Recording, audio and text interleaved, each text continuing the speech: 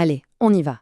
Imaginez un peu la Rome antique. On pense tout de suite à Jupiter, à Mars, à tout le panthéon officiel, quoi.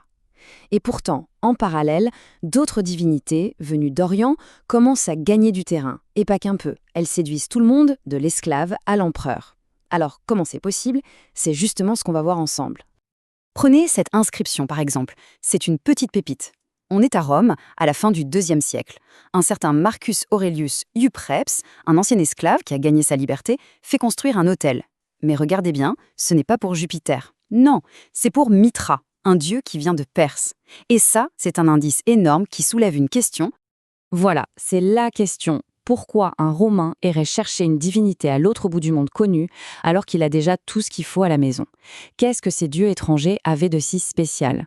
Pour le comprendre, il faut d'abord faire connaissance avec les nouvelles stars de l'époque.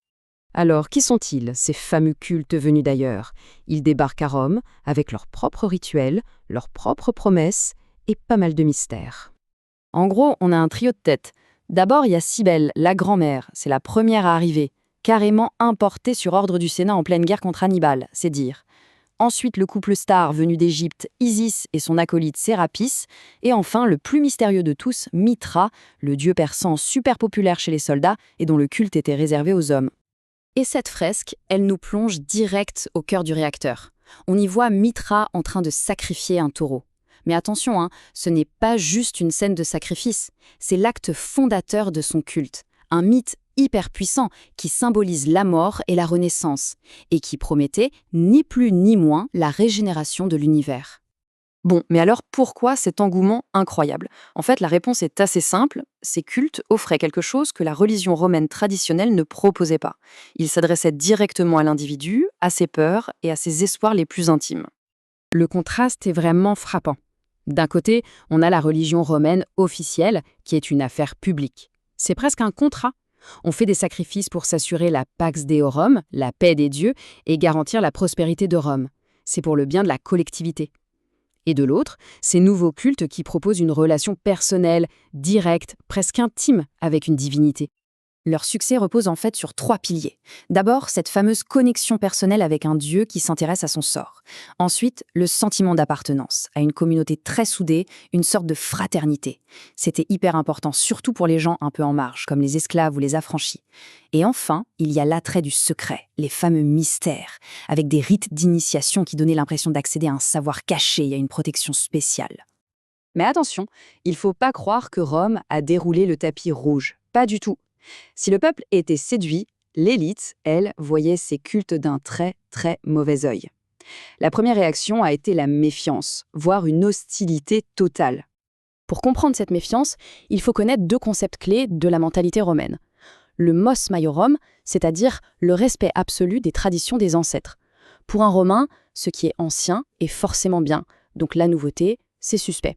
Et puis il y a la Pax Deorum, l'idée que la paix et la prospérité de Rome dépendent du bon équilibre avec les dieux. Introduire de nouvelles divinités, c'était prendre le risque de fâcher les anciens et de tout déstabiliser. En gros, c'était jouer avec le feu.